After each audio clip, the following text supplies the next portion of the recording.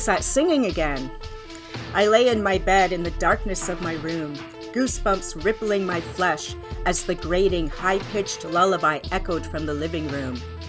At first, I thought it might have been a cat in heat howling outside my window. But the sound was coming from inside my small apartment.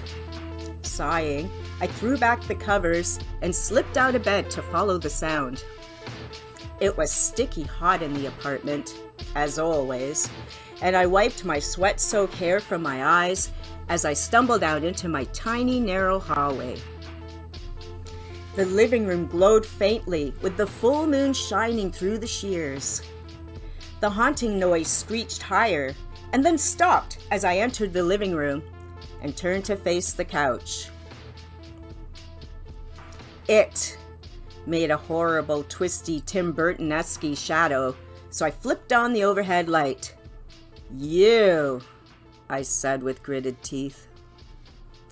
Was it that thing making all that noise? I glanced around the small living room to see if there was a cat or a rat or something else darting from my presence. But nothing moved or had been moved. I stared again.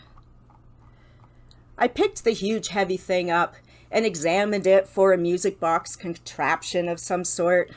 It was the ugliest thing I'd ever seen, but thought that one of my nephews, Billy, would get a kick out of it for his impending birthday. But right now, that thing just creeped me out the longer it hung out in my apartment. I know a bit about jackalopes. I know that they were a taxidermy joke starting somewhere in the early 30s, somewhere down in the southern states. So when I stumbled across one in northern Ontario at a garage sale, I thought it would be a hoot, a gag gif, a laugh a minute. But the last laugh was on me. Sure, the thing was ugly, hideous, ridiculous. It stood almost 2 feet tall, 3 if you count the crazy deer antlers sewn into its big bunny head. In fact, in the shadow of the darkness, it looked like a demon troll or a renegade reindeer. I laid him down on the couch and turned off the light. I decided to go grab a bottle of water from the fridge. I guzzled down half the bottle before I even shut the fridge door.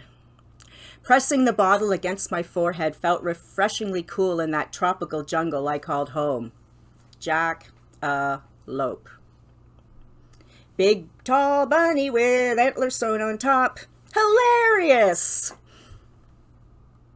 Until you're staring at one in the dim shadows of your living room, believing that he's not exactly hanging out where you left him.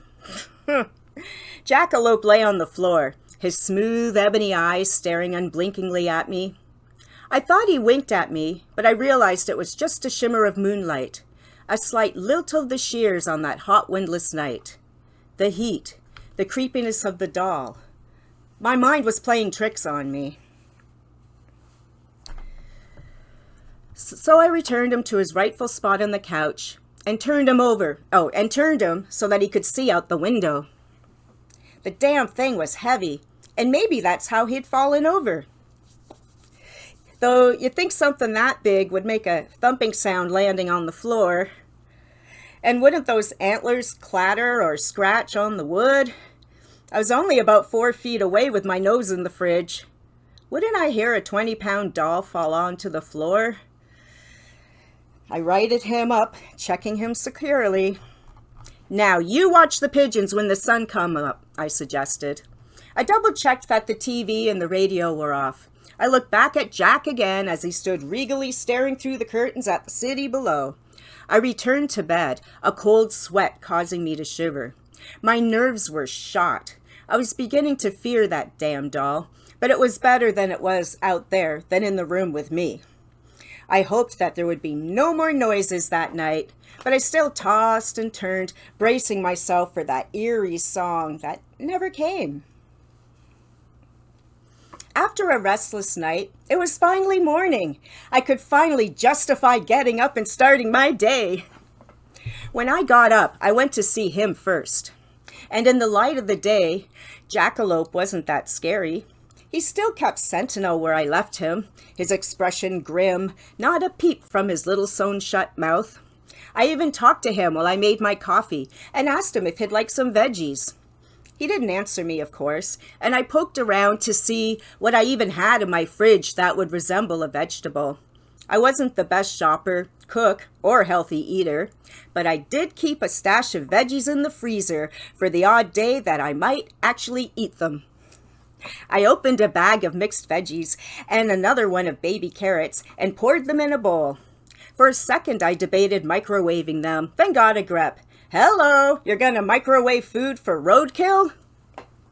I carried the large silver mixing bowl into the living room. I turned Jackalope around so that he could see my offering. Look, food! Food if you get hungry later. I felt foolish pushing the bowl slightly closer to him. Time was a-marchin', and I had to get to work. I grabbed a muffin and filled my portable coffee cup with the rest of my coffee and headed for the subway.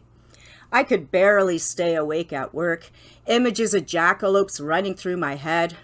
I even Googled them and read all about their legends. It made me laugh and reminded me about why I bought the damn thing to begin with. It was a joke! It was funny! I was just tired because I scared myself. Some city girl I was. That night, I watched TV and positioned Jack so he could watch it too.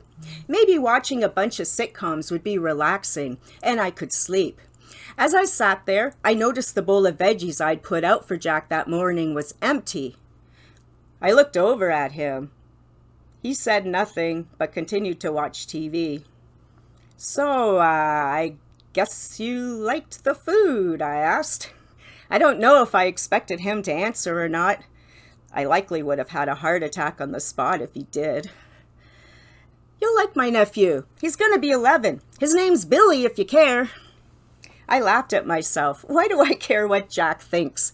I looked back at Betty White and Valerie Bertinelli trying to explain their way out of some compromising position and decided that tonight I'm going to take some melatonin and see if that doesn't knock me out enough so that I don't have to deal with jackalope shenanigans. Night, Jack, I told him as I clicked off the TV and turned him so that he could look out the window. I turned off the lights and took a deep breath. The melatonin tablets were dissolving quickly under my tongue, and then I faced the dilemma of when is it exactly that I brush my teeth? I figured that when I inevitably got up to go to the bathroom, I'd brush my teeth then. The matter solved in my head, I snuggled into bed and prayed for a deep, dreamless night. But it wasn't. I fell into a sleep, a darkness within a darkness within a darkness. I fell and fell. Alice down the rabbit hole puns weren't lost on me as I tumbled and spun until I landed firmly, but not horrifically, on the ground. I dozed for a moment until I smelled something most foul and gazed up at a ring of heads staring down at me. But they weren't heads. They were full-on jackalopes, their noses twitching, their antlers bobbing as they nodded at each other. As I sat up, I saw they were all very much male and ready for some kind of action with someone, but it sure wasn't going to be with me. I sprang up and jumped, or loped, or hopped, or something. My legs were long and backwards, and I realized that all of me was strange. My body wasn't human at all anymore. No fingers, no long arms with hands, no shoes. I flashed in and out of the dream, running through brush and getting tripped up when my antlers got caught. Jackalopes circled me, and this time didn't stare. Their sharp teeth and their clawing nails, their evasive organs tore at me, and I woke up screaming. I flailed and clawed my way from my sheets, sweat pouring down me like I'd run a marathon. My beating heart filled my ears, and only when I finally untangled my legs from my damp, sweat-soaked sheets did I hear that eerie singing again. I marched on out into the living room and looked for Jack's shadows on the couch, but he wasn't there. I clicked on the light, but there was nothing. No sign of him. I shivered. as I marched back into the bedroom and turned on the light. I was terrified I would see him there, but breathed a sigh of release as I shook out the bedclothes and flung around the laundry pile. No Jack. Again, I returned to the living room, the singing growing louder, and when I entered the room this time, it stopped. Jack was sitting on the couch, staring at me as I entered the room. What the? I stared down at my torn nightgown and the muddy streaks and scratches on my arms and legs. My breasts were heavy like they get before my period, yet I was weirdly horny. I stared back at Jack. I didn't know if I was going mad or if I should run screaming into the night that I was in possession of a haunted jackalope doll. Jack, please, I have to work in the morning. I didn't dare to move in case he lurched at me like the creatures had in the dream. Let me get you something to eat. I'm sure you must be hungry after your adventures. I hurried into the kitchen and tore open the rest of the bags of frozen vegetables. It was a heaping high potful, and I placed them on the coffee table, not taking my eye off that thing for a minute. I returned to my room and locked the door. No damn Jacks were coming to get me now. The pull of the melatonin lured me back to sleep, and there were no dreams at all. When I woke, he was standing over me. I screamed and jumped away so fast it was almost supernatural. Jack was in my bedroom, the door hanging open. My body ached and drops of blood oozed from scratches on my body. My jaw throbbed and there was a gritty, musky taste in my mouth. My stomach rumbled and nausea swelled through me. I nearly didn't make it to the toilet as I threw up. Once my retching subsided, I looked over to the bathroom doorway, expecting to see that jackalope watching me. But it wasn't. In fact, I could see the tip of one of its antlers on the bed where it still lay after I flung it. I shut the bathroom door and locked it. Not that that thing had stopped anything from happening before. I kept the shower curtain open as I washed, marveling at the length and depth of the claw marks across my torso, breasts, arms, and legs. As I lathered up my long dark hair, clumps of mud fell out with clumps of knotted hair. Even though the heat of the water was soothing, my body ached as if I'd been flung from a cliff. All I cared about was getting to work on time. Well, that's not true. All I really cared about was getting the hell out of that apartment.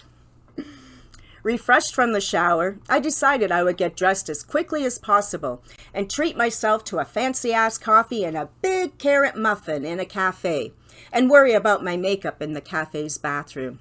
I couldn't take another moment in this creepy apartment. Thank God Billy's birthday party was the next day, and Jack would be gone from my life, and hopefully the freaky dreams too. A boy wouldn't be so freaked out by that doll as I was. Boys like disgusting, gross things like rabbits with antlers sewn on their head. Jack watched me from where he lay in my bed. I didn't make eye contact and just went about my business. I have to go in a bit early today, Jack. There's some business I need to attend to. Sure, explain yourself to a furry corpse. That makes sense. Of course Jack didn't answer. He probably hadn't done anything all along, and I just brought him to bed myself, all hopped up on that vitamin stuff everyone always recommended. I bet even absinthe didn't make you dream crazy shit like that melatonin.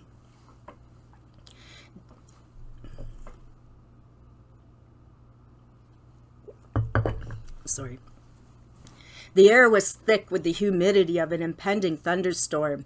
The distant rolls of thunder majestically rumbled in chorus with the underfoot humming vibration of the subway trains. It was as if heaven and hell were both dissatisfied with me and were getting ready for a smackdown. However, I'm not that crazy. Not crazy enough to believe that the entire universe and beyond has it in for me. I descended into the subway tunnels, headed for the little cafe that served homemade muffins. The butter drizzled down my fingers as I devoured the last of my carrot raisin walnut muffin. My sugary cinnamon lace latte had been a delectable companion, but was now long consumed. A sense of saneness returned. I'd been way more overtired at other times in my life than in recent days, but I'd been under a lot of stress lately. Well, no, not really. No more stress than usual. Job, single life, wondering if I'll ever date again. In fact, in the dim light of a dreary day, I had actually slept quite well the night before. Just had some bad dreams, that's all. Everyone gets bad dreams once in a while. Perhaps. Maybe. At work, I swore I spied him out of the corner of my eye every time I looked up from my cubicle. An antler skimming the top of my stall, unaware it's sticking up as it eavesdrops on me. Or I meet its gaze as it peers out from behind another person's cubicle. I was going to the elevator, and I know it was him who hopped ahead of me and pressed "door close" before I could get there. Flickers and shadows out of the corners of my eye haunted me all day long. Or were they protein deposits flashing in my eyeballs, as an eye doctor once told me when I went in complaining about spots before my eyes? Well, you can't blame me. All those old Bugs Bunny cartoons described the number one symptom of insanity when Bugs would freak out his enemy with numerous gaslighting techniques and then act like a doctor. Are you seeing spots before your eyes? But it was me, obsessing over a toy. A stupid toy. Grotesque, sure. But old, back when people did that kind of thing. So passing it along where it will be taken care of seems better than letting it just go rot in a garbage mountain somewhere. But then again, I guess all his buddies are all already roaming there in garbage fills in the land of the jackalopes, where jackalopes go to die. Maybe he wanted to go be with his friends. On my way home from work, I stopped in at the bakery party store and picked up special chocolate sprinkled cupcakes for Billy's birthday. I also bought him a card, a pack of sparkler candles. I stopped at one of the vegetable stands and loaded up on carrots, lettuce, peppers, and other veggies. While on the subway, I filled out the card and scrawled a few paragraphs about the legend of the jackalope. The legend I had read about on the internet. Not the weird dreams and moving jackalope scenarios I was experiencing. Oh, I even put a $50 bill into the card and sealed it. Might as well make the most of subway commuter time. By the time I arrived home, I was exhausted. I wondered if I should try the melatonin again or just try to crash. Jack was looking out the window. The veggies were all gone. I put the cupcakes into the fridge and tossed the card envelope onto the coffee table. I see that you had a nice feast today, I said, cautiously. Look, I brought you more food. It won't even be frozen. Just let me sleep tonight so I can enjoy the party tomorrow. I turned Jack around so he could see the TV and put on The Big Bang Theory. I went into the kitchen to chop a million vegetables. I ate almost as many as I chopped. I hadn't even realized how hungry I was. I guess I hadn't eaten since breakfast. I was trying so hard just to get through my day. I put the fresh bowl out, poured myself a glass of juice, and went to bed. I left Jack to watch TV. I figured it'd be better that way. Maybe he'd leave me alone if he wasn't lonely and bored. I fell into a fitful sleep and woke to that singing, shrieking sound. My mouth was full, and as I pushed the pressure away from my face, I saw it had been filled with the swollen tit of a jackalope, bitter, sweetly sour milk pouring into my mouth. I retched as another jackalope shoved his swollen nipple to my lips, other jackalopes clawing and scratching and even taking bites out of me.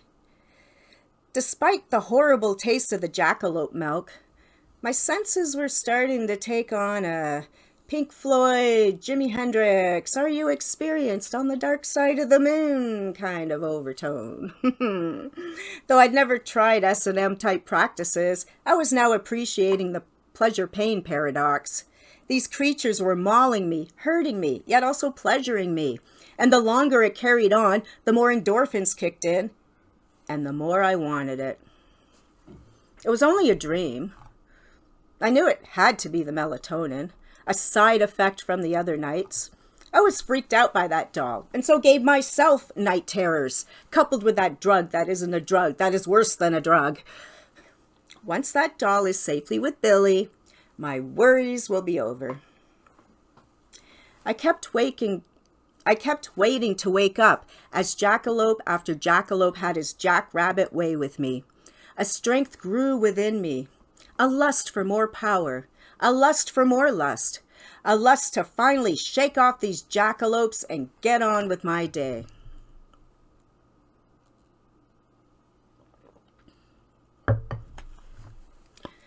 When I woke, I heard voices behind me. I couldn't turn my neck to see. I couldn't move my arms or legs. I was perched in a crouching position. There was no blinking. There was no moving. My view was the gauze curtain fluttering in a wind that wasn't a wind, my fur making me overheat more than my naked pink flesh ever had. "What the hell is that?" my sister's voice rang in my ears. I was picked up, and there was Billy's face pressed up right to mine. "Look, there's a card with your name on it." Sandra handed the envelope to Billy. He opened it up and read the contents out loud. He read the legend of the jackalope in that slow, faltering voice that little boys have when they are too excited to read anything at all and just want to check out the cool gift. At last he was done, and rough hands grabbed me. "So cool," Billy said, and took me from his mother. "Wow, it's heavy. It's almost as big as you." "It's gonna look great in my room," Billy said. "It's too bad Vera couldn't be here to see the look on your face," a man's voice said. "She'd been looking forward to giving it to you." "Well, thanks for letting us in, Jack. We'd been worried when she didn't come to the party, and no one at work would actually come over here to see how she was." My world grew dark, and I realized I was being wrapped in newspaper and then put in a large box. I could still hear the conversation, as muffled as it was, getting with all the noise of wrinkling paper and duct tape. "Yes, well, she didn't want you to worry about this sudden jury duty. Since it's a murder trial, she might be cloistered for weeks.